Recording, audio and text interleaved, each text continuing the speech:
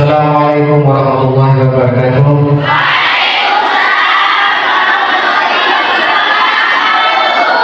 Bismillahirrahmanirrahim. Alhamdulillahirabbil alamin wa bihi nasta'in ala umuri dunya wa din. Wassalatu wassalamu ala asyrofil anbiya'i wal mursalin sayyidina Muhammadin wa ala alihi wa sahbihi ajmain. Qul rabbi zidni 'ilman warzuqni fahma rabbi shrah li sadri wa yassir li amri wahlul 'uqdatam min lisani yafqahu qawli. Assalamualaikum hadirin sekalian, siswa kelas akhir Kementerian Agama yang berbahagia. Kali ini saya diminta untuk menyampaikan materi tentang ketauhidan, mungkin juga nanti disebut dengan keaswajahan dan juga tentang keanokoyahan dalam sesi kali ini. Panitia meminta saya menyampaikan ini sebagai pembekalan atau pemantapan atau matrikulasi atau penguatan kapasitas bagi Anda yang akan segera lulus dari MA Anokoya. Tadi Bapak Haludi mempersilakan saya untuk menyampaikan sepuas-puasnya. Tentu saya tidak mau karena saya bukan alat pemuas.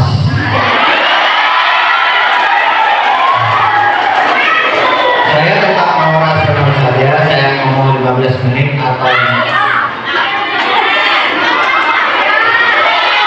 saya tidak biasa ngomong panjang karena saya bukan penceramah.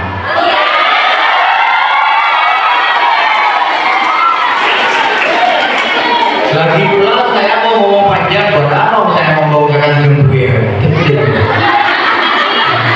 Jadi paling tidak, kalau bisa saya rasakan ini adalah jembuir.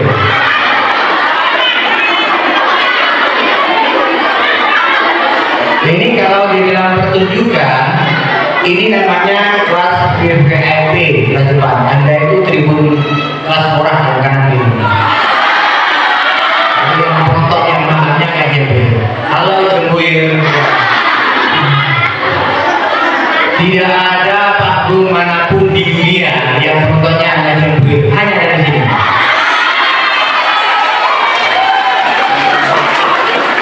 Mungkin kapan-kapan Bapak di sini nanti disiapkan spion Pak ya. Jadi saya bisa mengerjakan 30 menit itu cukup dikasih spion, jadi cukup ya spion ke sana. Terus saya ada spion biar. Baik, tadi sudah disampaikan oleh Bapak Hadi tentang siapa saya, kenapa saya berada di sini. Sebetulnya hari ini jadwal saya ada di MA 2 Anokoya. Tapi kemudian kita substitusi, kita tukar, saya besok di MA 2, tapi materinya berbeda. Di MA 2 saya menyampaikan materi-materi tentang akhlakul karimah di jalan raya, dan itu sudah dilaksanakan di semua tingkatan jenjang pendidikan di Anokoya. Jadi ada salah satu perkembangan menarik di Anokoya ini bahwa kelas akhir putra dan awal masuk di perguruan tinggi harus menerima materi tentang akhlakul karimah di jalan raya. Kalau mbak bisa, karena kalau publikasi materi tetap neting kiri belok kanan. Aduh.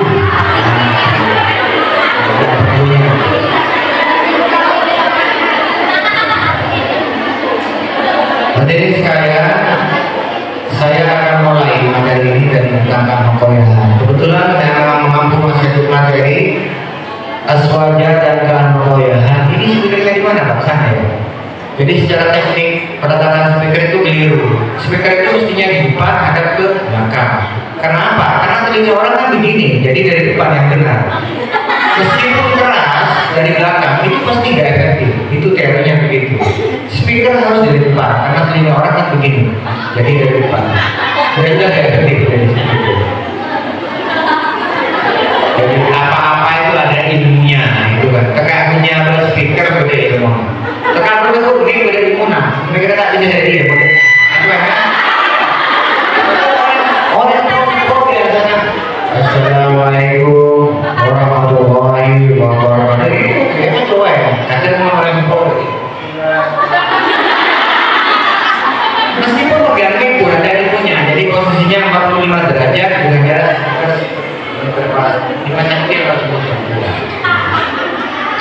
baik, kita pada materi. Anokoya itu didirikan oleh Kiai Muhammad Syafi'i pada tahun 1886 sampai 1887. Tapi nama Anokoya itu disematkan oleh Kiai Fadzil bin Ilyas bin Syafi'i pada tahun 1933. nggak usah nyatet, dengarkan saja. Rekam di sini, catatnya nanti setelah sesinya selesai.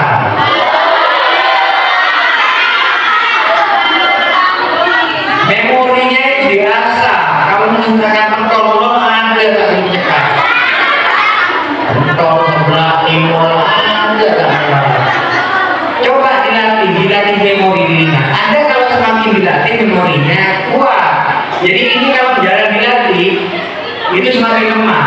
Otak itu berbeda dengan anggota tubuh yang lain. Tangan kalau sedang digunakan akan capek.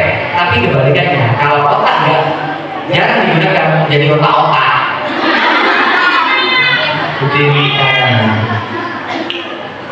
Coba lah kita saja pikirkan gitu. Tahun 33 dikasih nama oleh Kiai Khazin bin Ilyas Syatawi. Ini karena saya juga Pak Tanah bagi-bagi. Kiai Khazin ini di sini rumah ini di sini terdekat. Jadi Kiai Khazin bin Ilyas bin Syatawi putranya Kiai Ilyas. Istrinya Nyai Mu'ala, putranya Kiai Abdullah Saja. Jadi dalam tengah ini merupakan kolaborasi dua besar Aceh.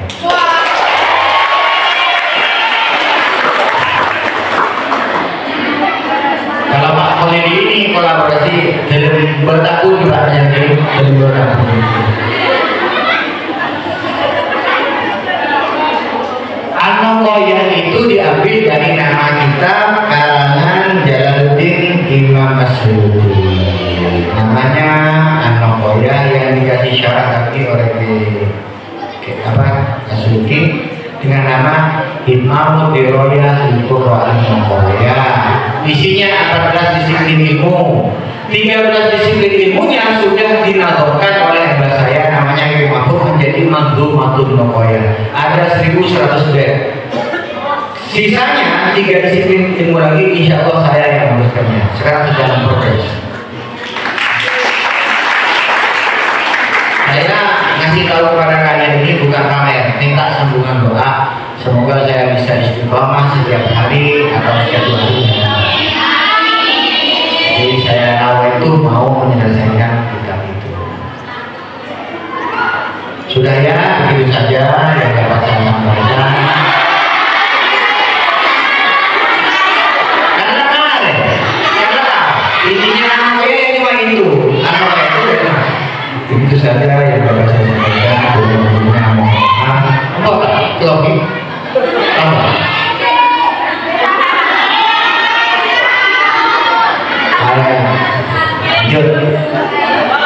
Jadi An-Noqoyah itu begini anakku, secara fikih kita pakainya Syafi'iyah, tapi sebagaimana dia itu kita juga mengenal dengan dan menerima keempat mazhab dari Maliki, Hambali, Hanafi dan Syafi'i. Dan itu terjadi dalam kehidupan kita sehari-hari. Contohnya kalian mengarojat itu kalau pakai mazhab Syafi'i, meskipun sehari-hari kalian itu pakai mazhab Syafi'i itu tak boleh, karena arojat itu ngambil tes, dan tes itu dari menuju saya boleh lain. Itu kalau tidak pakai mazhab Syafi'i tak boleh. Tapi kenapa kalian kok arojat? Maka pada saat itulah sebetulnya Anda menggunakan mazhab yang lain. Itu. Jadi di sini itu mazhab utamanya mazhab Syafi'iyah, tapi pada bagian-bagian tertentu, kedaruratan tertentu juga menerima mazhab yang lain, tapi bukan talfik. Ingat ya, talfik itu mencampur adukan. Di luar sana ada orang yang tidak mau bermadhab. Namanya apa? Al-Madhabiyah. Jadi ada orang yang memang tidak mau bermadhab. Mereka itu mengatakan bahwa Nabi Muhammad meninggal dunia sudah mewariskan Al-Quran dan hadis. Ngapain juga pakai bermadhab? Sudah cukup bagi kalian sesudahku, kata Nabi Muhammad, Al-Quran dan hadis, dan kamu tidak akan tersesat. Itu kata mereka, makanya mereka tidak mau pendapat dari ulama, kata mereka. Tapi kita tidak demikian, karena kita tahu imam-imam mazhab itu mazhabnya, pendapatnya didapat dari mana? Dari mimpi, tidak kan? Ya dari Al-Quran dan hadis. Bedanya mereka menolak dan menyajikannya kepada kita dalam bentuk sajian prasmanan, karena menyentong. Kalau kalian harus istinbat sendiri dari Al-Quran dan hadis, gak bisa. Jelas otak kalian gak mampu, jelas ibu kalian gak mampu. Suruhnya kan begini aja, jadi repot. Bagaimana mau istinbat? Makanya kita bermadhab. Kenapa? Karena kita menganggap produk-produk imam mazhab itu sudah prasmanan, memang nyetok. Mau yang ini begini, mau yang begini begini. Anda mau sholat subuh pakai kunut, ya pakai mazhabnya Syafi'i. Di mazhab yang lain pakai Maliki tidak pakai kunut. Kalau Anda sholat asal itu iya, tapi dalam mazhab Maliki tidak. Tapi nanti kalau kalian misalnya pakai mazhab Maliki, agak repot juga. Ketika kamu mau wudhu, maka basahnya rambut itu harus semua. Kalau sabu diurus itu, abahnya di situ pun semuanya. Tapi kalau mazhab Syafi'i tidak, cukup sebagian. Itu beda. Jadi kita ada tinggal pilih. Kalau kalian itu mau belajar Islam hanya dari Al-Quran hadis, mari kita kembali Quran hadis, hanya begitu. Kalian nggak mampu. Coba saya minta tunjukkan misalnya cara ngambil wudhu yang detail dari Al-Quran hadis. Nggak harus buka kitab dulu. Jadi nggak salah kalau kalian tidak ngambil kitab dan bermadzhab. Kenapa? Karena ulama itu sudah menggali datanya dari Al-Quran dan hadis. Mereka itu tidak bermimpi. Mereka itu menggunakan ilmu, menggunakan hadis, menggunakan Al-Quran, ijma, analogi, ada yang disebut dengan kias itu. Begitu. Itu jangan, makanya di sini kita bermadzhab. Di sana itu ada orang. Sekarang lagi dikatakannya orang-orang yang bilang nggak perlu bermadzhab. Kenapa? Kita itu mazhab. Kita sudah ada Al-Quran, kita sudah ada hadis. Tapi ternyata mereka itu pendapat guru-guru mereka kayak sama-sama. Mereka tidak bermadzhab tapi bohong. Kalau kita ya enggak, kita bermadzhab. Ayolah kita kembali ke Al-Quran dan hadis. Saya tidak perlu kembali, saya tidak kemana-mana. Saya berdekatan dengan Al-Quran dan hadis. Bila saja begitu. Jadi kalau nanti ada orang yang mengatakan, ayo kembali ke Al-Quran dan hadis, ya kamu aja yang kembali. Aku nggak pergi kok dari Al-Quran dan hadis. Jadi nggak perlu kembali, nggak perlu kembali. Azim. Marek, ketika masalah kenapa kok itu terjadi, masalah soal tingginya dan segala macamnya itu dia namanya. Kemudian secara umum amalia kita dalam tasawuf itu, jadi kalau dalam tasawuf kita Asy'ariyah, Maturidiyah, bagaimana kita misalnya memposisikan Allah sebagaimana di dalam kitab-kitab tauhid yang sudah diajarkan dalam Nawawi, Ushulul Hamidiyah, Jawahirul Kalamiyah dan seterusnya. Atau aqidatul awam, ya sudah seperti itu akidah tauhid kita. Misalnya bagaimana Allah istawa bersinggah sana, ya sudah bahwa Allah istawa itu iya, tapi bagaimana istawanya Allah tidak usah nanya lagi, karena ya sudah cukup begitu saja.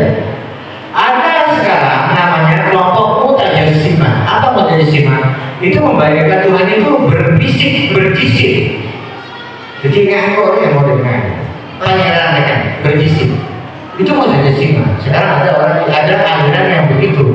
Nah kalian nggak usah ikut-ikut itu. Nanti ini teman-teman ini gunanya. Kalau kalian keluar dari sini, kan mau kuliah kedima, sampai kira macam-macam.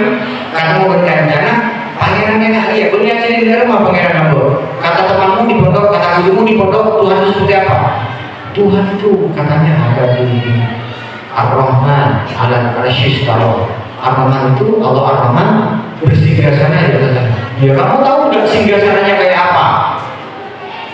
Enggak. Oh, berarti guru nggak beres. Cara kalian ada ikut mereka. Gak usah ikut, tak usah orang-orang. Orang-orang berbel nggak apa. Itu ya. Jadi itulah ajaran tauhid yang kita dari. Terus ada di luar itu banyak sekali aliran mazhab dan segala macam banyak. Jadi ada saudara-saudara kita yang bahkan ya Dia bukan cuma tidak percaya kepada Khulafaur Rasyidin, bahkan mengutuk Khulafaur Rasyidin selain ya sudah tahu ya, selain siapa? Ya, Sayyidina Ali orang. Ali Umar berarti tokang ya Umar. Mana saja dia. Ini saya ketebak kali-kali. Sayyidina Ali radhiyallahu anhu atau karamallahu. Jadi ada yang itu. Ada juga bahkan yang paling nyeleneh ini, mereka hanya percaya kepada Al-Quran, tidak percaya kepada hadis. Namanya Iqrarus Sunnah. Itu macam. Jadi di dunia ini sudah banyak sekali. Cuma mungkin tidak populer karena teman-teman kalian hanya teman-teman sekamar, teman-teman pondok, teman seperti ini. Tapi kalau Anda keluar dari Al-Quran, Anda akan bertemu dengan aneh-aneh seperti itu. Ada orang yang sholatnya cuma 3 kali. Ada 3 kali. Saatnya jam 4 ya udah tahu aku ngapain begitu. Mari kabar sebelum pukul 9 orang yang aku HP kaki mari kabar Pak kakak bunga. Sekarang pukul 9.00 sudah tahu orang ini. Di daerah Lombok itu waktu dulu namanya, mereka itu sholatnya cuma 3, waktunya cuma 3. Jadi kalian mau merasa susah sholat 5 kali waktu tidak kan? Kenapa ya? Karena mungkin anggapannya dulu Nabi ini sudah disuruh minta kortingan lagi dari kami roh. Karena kata salah satu Nabi, nggak bakal kuat umatmu kalau sholat 5 kali. Dulu kan 50 rencananya ya, tapi setelah dinego yang bertabar, untung dulu ya Nabi bisa nego dengan Allah ya. Coba sekarang seandainya kayak Indomaret nggak bisa dinego, nggak bisa kita sholat 50 kali kita coba. Masih untung kita jadi temannya Nabi Muhammad sehingga sholatnya cuma 5 kali. Tapi ternyata 5 kali pun susah sekali. Padahal sekali sholat hanya 3 menit, 2 menit, 1 menit setengah. Ya, kalau cuma mikir, serba. Itu masih susah. Padahal waktu kita ada 24 jam. 24 jam. Kalau Anda tidur berapa jam satu hari, kata Muhammad tadi, maka 25 tahun itu mau digunakan di atas ranjang. Emang benar. Oh tidak beda, udah ada ketegangan. Itu ya, itu tentang akidah ini, tidak akidah syariah, akidah Maturidiyah. Sudahlah, pokoknya kalian kalau mau jadi santri An-Naqayyah, pegang saja apa yang telah dipegang dan telah dijalani oleh para masyayikh An-Naqayyah. Kalau kalian mau berubah, silakan ciptakan, siapkan argumentasi Anda, mantapkan diri Anda, mau berubah nggak apa-apa. Tapi mungkin nanti berbeda dengan di sini. Nek pola nyoba tak aja, ujian pola aja, atau mau bikin di tahun 2000 ini bahkan ada agama baru, ada agama baru di Eropa, baru orang agamanya, namanya agama syar'i, agama berbagi. Pokoknya konsepnya berbagi. Ini pokoknya mereka baru. Ada agama baru, mungkin mau bikin agama baru, apa baru, siapa tahu. Jangan cuma ganti pemahaman, bikin sekte baru misalnya, menyembah diri sendiri misalnya, atau kau penyembah skincare misalnya, siapa tahu menyembah skincare. Ya, itu pesan yang harus disampaikan kepada kalian, bagaimana kita bertauhid seperti yang diajarkan oleh para kita. Kalau Anda mau ngobrol ya, siapkan dulu persiapan Anda, gali Anda benar-benar. Ulama-ulama dulu juga begitu. Mereka kadang-kadang menentang pendapat ulama yang lain.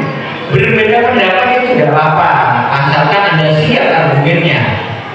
Nah, kalau Anda mau berbeda pendapat dengan orang lain, jangan nyerang orangnya, serang pendapatnya, bantah pendapatnya, tidak boleh orangnya. Kalau nyerang orangnya itu namanya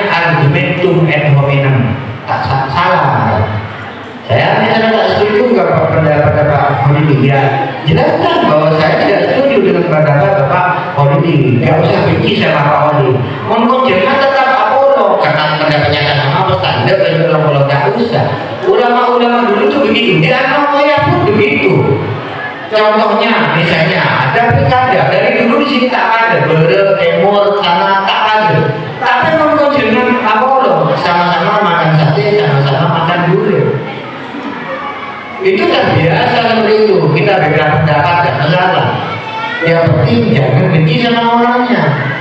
Bantah aja pendapatnya gitu. Jadi semoga saya itu tak ada apa sakit bahasa ini sudah 15 menit. Itu kalau soal tentang intikot kita, itu jadi intikot ahli sunnah wal jamaah. Kemudian tentang tasawuf kita, tasawufnya Ghazalian, tasawufnya Gempana dalam bentuk olahan terakhir. Jadi kita mungkin tasawufnya pakai torikotnya Syekh Abdul Qadir Al-Jailani, tasawufnya pakai tasawufnya Imam Ghazali dalam Ihya Ulumuddin. Tapi olahannya masalahnya itu. Jadi bahan-bahannya kita sudah tahu. Ada permen, ada sudah kue, ada tepung, ada telur kuning, ada gula. Kita sudah jadi adonannya menjadi martabak 6 bulan. Gitu, bahannya sama. Apa terang bulan, tambahin sedikit sudah kue, maka namanya jadi apem. Itu aja sebetulnya. Jadi sekarang kita, bagaimana cara kita bertasawuf? Itu seperti diajarkan dalam kitab-kitab tasawuf yang kita pelajari di pondok pesantren. Anda belajar tasawuf di pondok apa? Kayak apa? Tasawuf kalian apa? Morong Rumbudiyah? Ada. Bidayah itu sama. Risalatul Mu'awanah?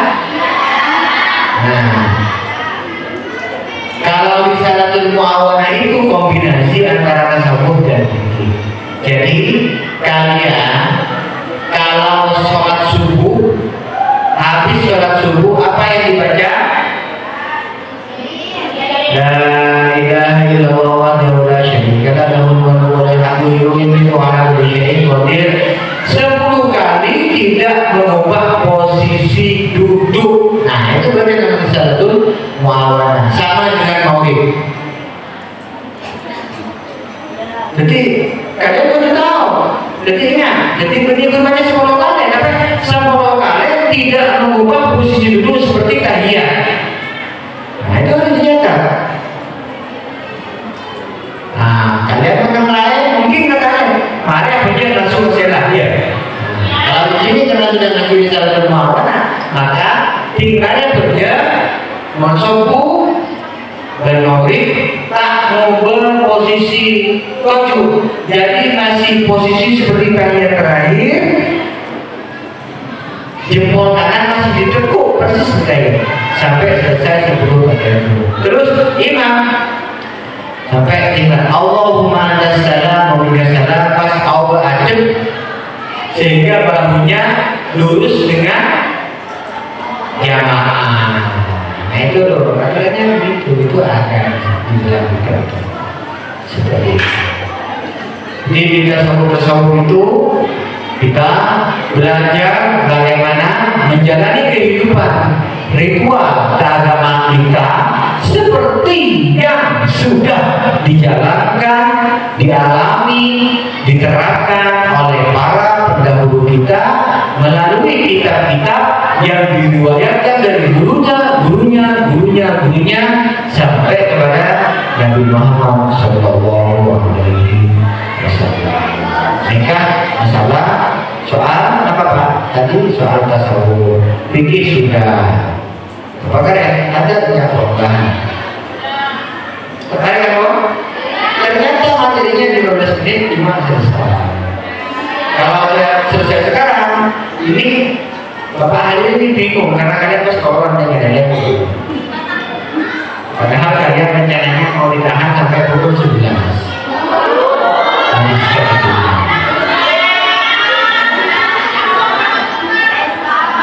Mana pada sesi tanya jawab? Ya. Tapi kalau saya pikir penjelasan saya sudah sangat jelas sehingga kayaknya nggak banyak ada yang bertanya.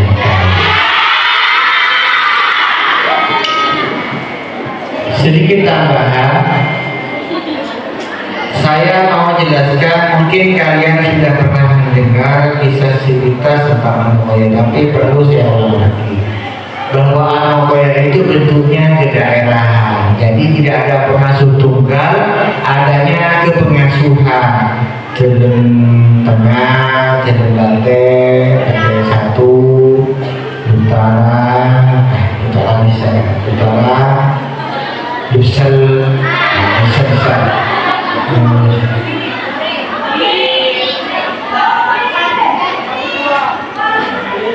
Alan Jarani ada. Kulaku boleh masuk dengan daerah Alan Jarani. Alan Jarani, daerah Alan Jarani. Apa? Gunung Lancaran di Sawah, punya orang. Terus kulaku boleh di daerah apa ya? Apa? Wali Krisi berarti Mesir. Jadi daerah-daerah itu di Anokoya itu pas ada pengasuh. Jadi Anokoya jadi sangat berbeda dengan pondok yang lain. Kalau di Salabiyah, Syafi'iyah, Sukorejo ada Ki Azati pengasuhnya, di Kebuiran ada Musiki, ada pengasuh sendiri-sendiri. Kalau Anokoya enggak, pengasuhnya banyak, dewan pengasuh. Jadi pondoknya pondok federal ke pengasuh. Tuh hampir semuanya pengasuh ini ada benar, karena dari dulu nikahnya nggak jauh-jauh. Kedua bangsa lahir ke Khozin, Telulate lahir Nyimu Ada, Akabi menikah menang tidak pernah. Jadi tak lain jauh.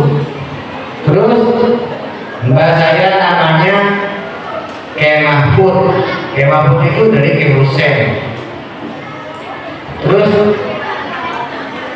uminya Kiai Mahfud namanya Nyai Aisyah, putranya Aisyah Qawi. Kemudian istrinya namanya Nyai Arifah, putranya Kiai Sekti. Jadi ada, tapi jadi lokal semua di Mandiri ini, lokal, beda dengan sekarang yang interlokal gitu. Kali ini, makanya di Anokoya ini hampir semuanya. Tapi begini, di jalur yang satu tidak sama dengan jalur yang lain. Kebetulan saya itu jalur akademinya sama jalurnya ini, Jadi dari akademi saya ini stereo. Mengingat headset kanan kiri dulu. Ada juga kita nanti kita tambahkan, jangan terlalu banyak. Kalau terlalu banyak nanti yang saya sampaikan pertama kali Anda sudah lupa. Iya kan?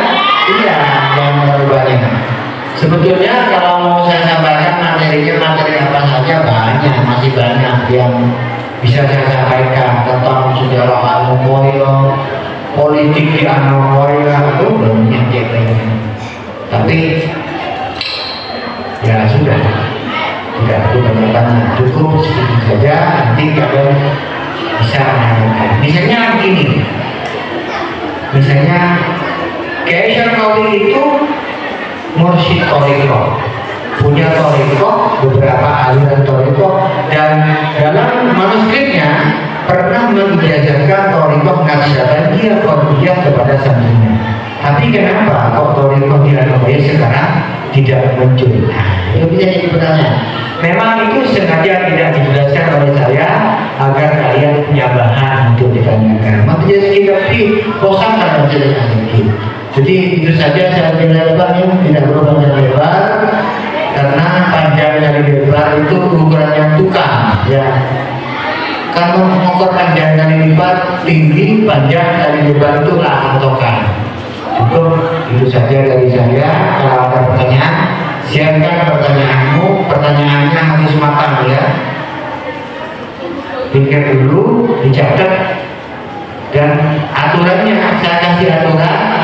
Supaya pertanyaanmu menarik didengar, nggak usah pakai saya mau nanya, tahu saya tahu kan? Coba sekarang dari sekarang kalian latihan.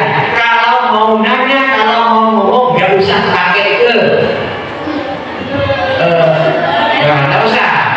Kamu mau, kalau kamu terlanjur mau ngomong tekan ya. Insya Allah pasti nanti pendengarnya akan lebih senang kalau kamu ngomong tanpa pakai Kalau terpaksa harus ngomong pakai cobalah, jangan terus tapi gitu, jangan itu apa G apa P gitu. Sebenarnya begini Pak, tidak usah tapi sebenarnya begini Pak, marwah terus sambung terus mau lambung terus bosan ya. Itu saja dari saya, kurang lebihnya mohon maaf. Wassalamualaikum warahmatullahi wabarakatuh.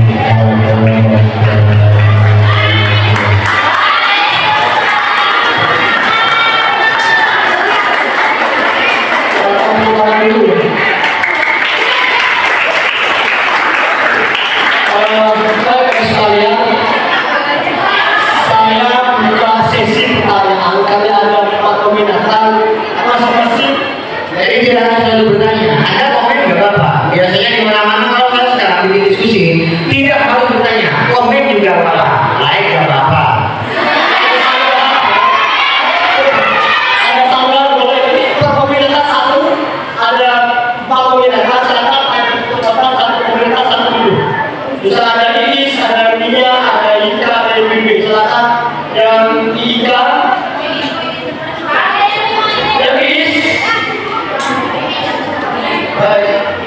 Alhamdulillah tidak ada.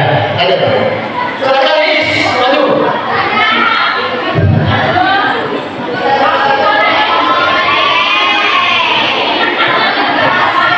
Bismillahirrahmanirrahim. Assalamualaikum warahmatullahi wabarakatuh.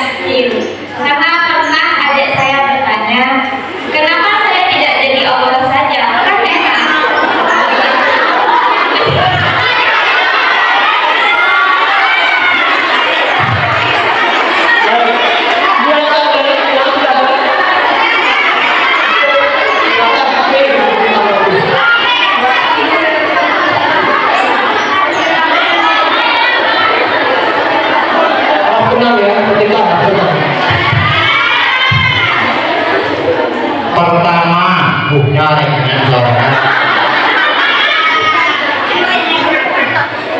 Saya ini bisa bikin diatur equalizernya di sini.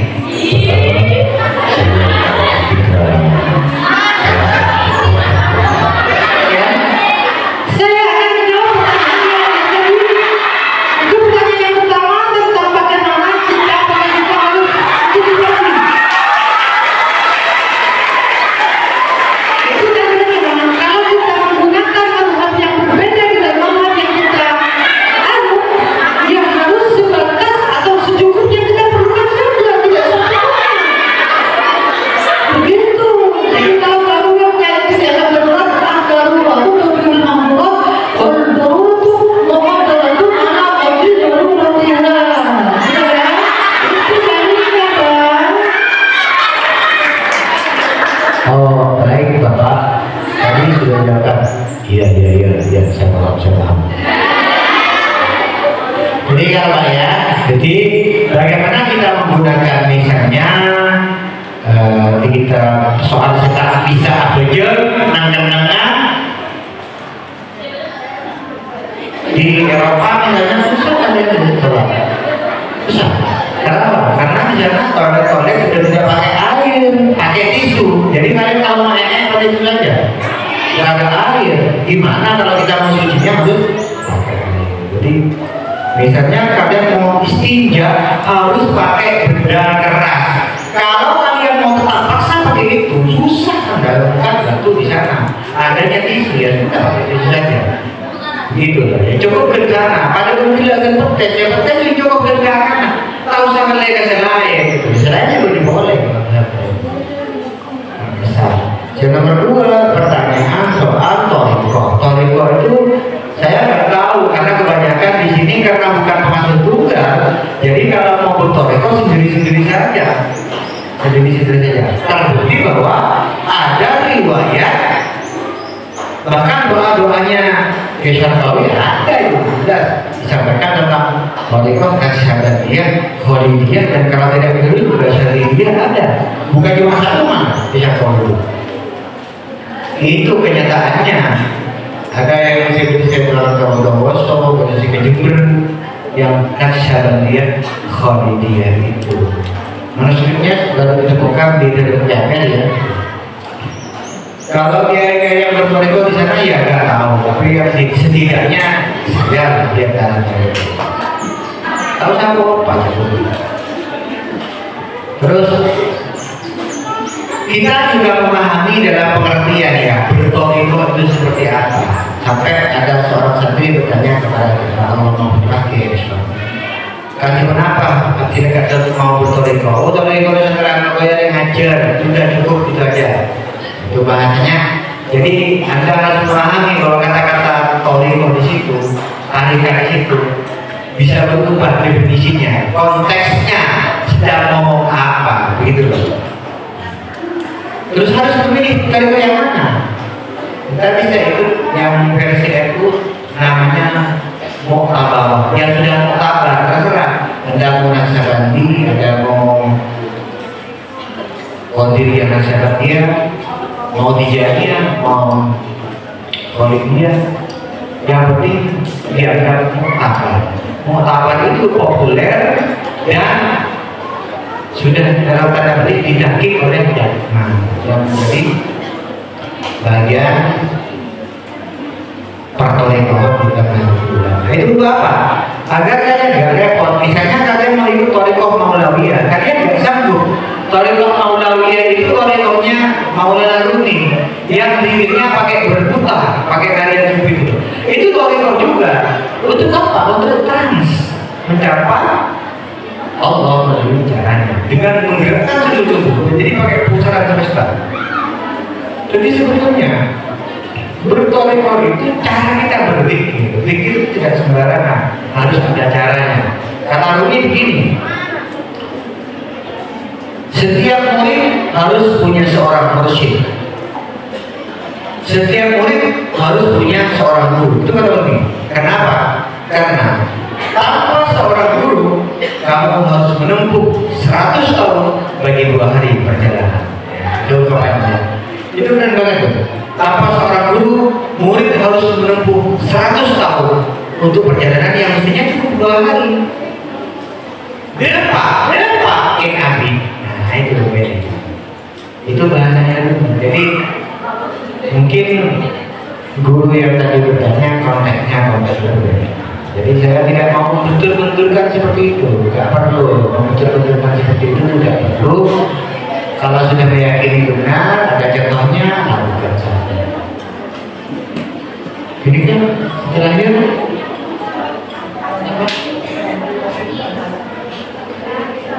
daerah ya, jadi pertanyaan sama gurunya ke daerah. Iya, cara memberikan anak-anak itu memang punya pertanyaan yang unik-unik.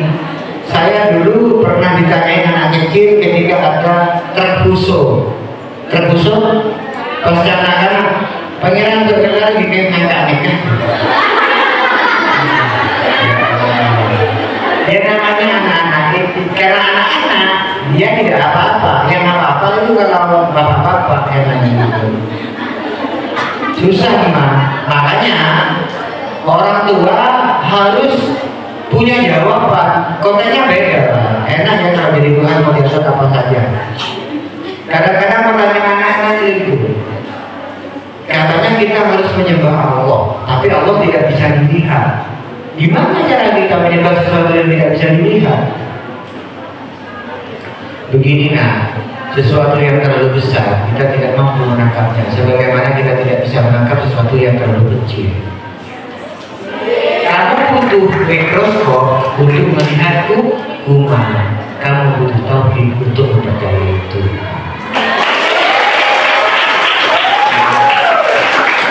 Apa mau kena-kena aja, jadi tak harus kena-kena. Jadi mencoba di dalam puisi.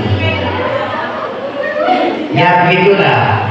Bagaimana kalau adikmu nanya, Mbak, enak ya kalau aku jadi Tuhan, jadi bisa diatur apa-apa saja. Ya itu tugasmu yang bukan tugasku. Kamu jadi nanti bilang gimana, jawab gimana, supaya kamu juga itu mikir gimana cara mengatasi anak-anak yang seperti ini.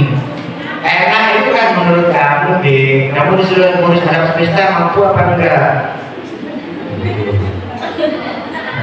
Apa-apa enak itu selalu di mata orang lain dalam melihat orang lain.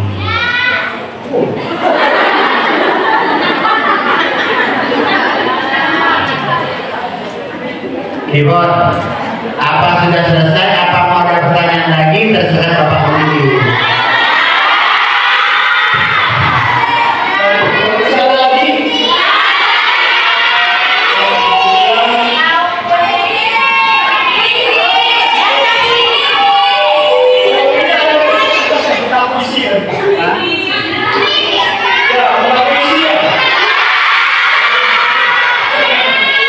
Tidak ada akad, saya disuruh baca puisi. Tidak ada akad. Adanya dari kota, ada dia. Ada nanti kalau kamu berapa?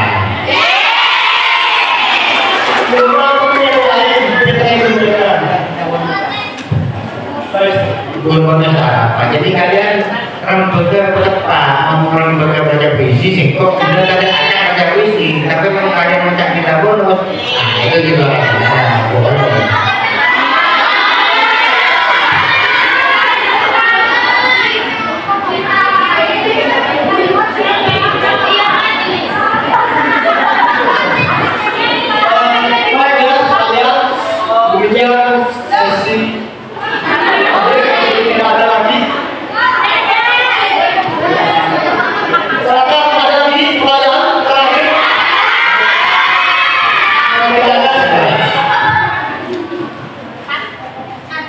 Gimana nih? Tahun ini, wah ini sudah bahasa dari bahasa guru. Saya dulu ada puisi sama beliau. Gimana ya kamu punya puisi ada gurunya?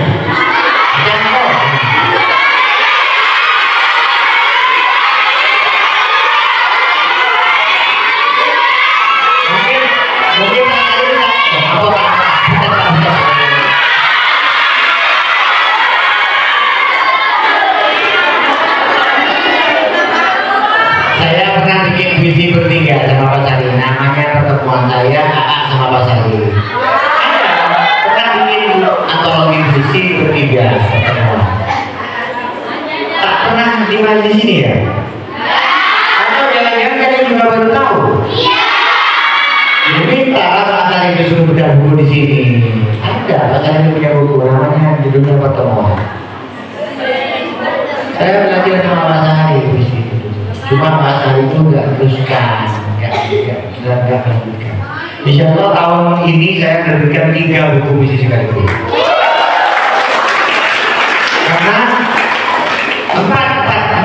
Jadi pertama judulnya itu Mada, yang kedua itu judulnya Budi di Terompah Nabi, yang ketiga itu Suara Cinta Untuk Mana, yang keempat Puisi Lalu Lintas. Puisi Lalu Lintas.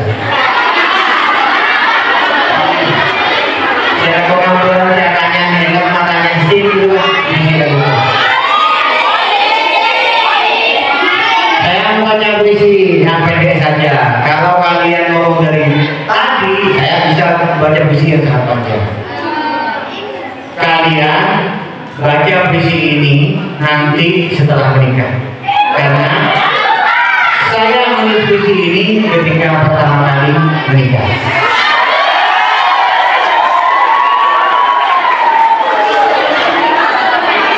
Jadi ketiga.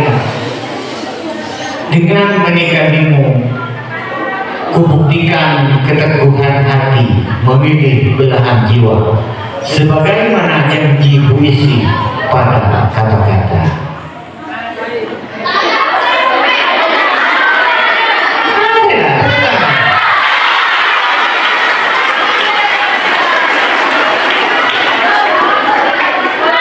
Dengan menikahimu, kubuktikan keteguhan hati memilih belahan jiwa, sebagaimana janji puisi pada kata-kata.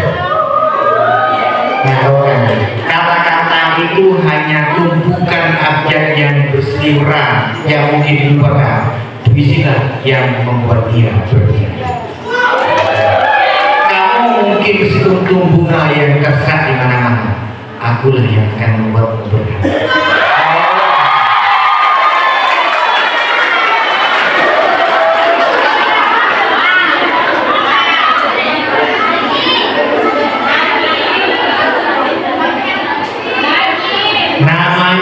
Penjahat. Karena alasan sering ditangkap, nama diganti dengan yang lain. Kadang koruptor, kadang malu. Lama-lama diduga tak sehat karena mengandung burung elat. Tahu burung elat kan? Iya. Baru alif iya ya. Demi membuang faktor sial, sebuah nama kadang-kadang perlu diganti, meskipun tetap sama arti. Perampok dan koruptor sama-sama kotor, beda teganya. Penodong dan penjilat sama jahat, beda teganya. Kalau saja mereka kepergok KPK, mereka akan diterima terapi penjara, meskipun kadang-kadang tidak sama lawan inapnya.